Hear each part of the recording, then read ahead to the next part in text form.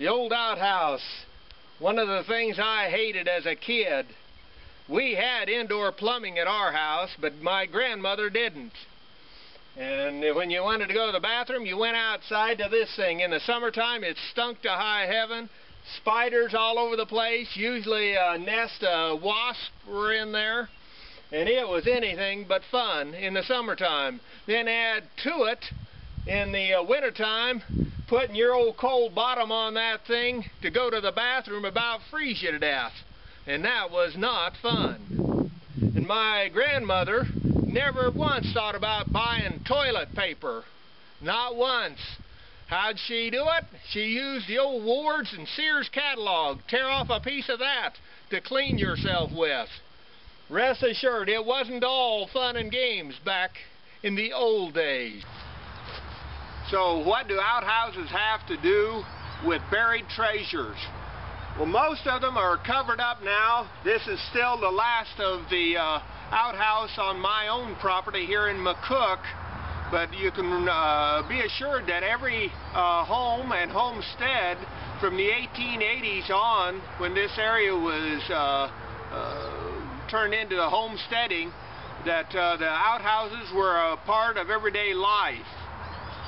And a lot of people didn't trust banks, and they didn't trust leaving their stuff in their homes because they didn't have good locks, and they were out in the fields and stuff, and someone could steal their stuff.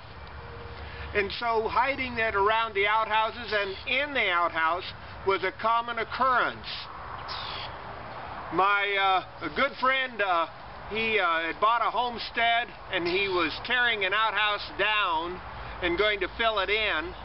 And as he did, he heard a clunk, and he looked down into the area that had the human manure had powderized and deteriorated totally, and no moisture left in there. And so, but there was a metal box that had fallen in there. He reached down with a big heavy wire and got that box out.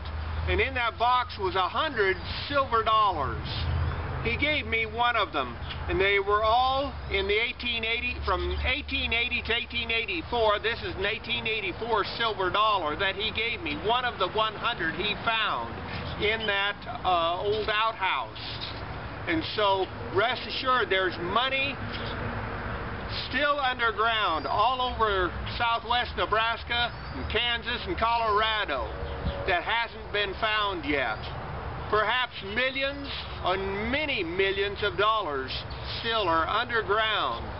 And I would finish it with this story. My uncle got robbed back in the 1930s. He had a couple of $100 saved up, which is a lot of money back then. And his farm was 20 miles outside of town.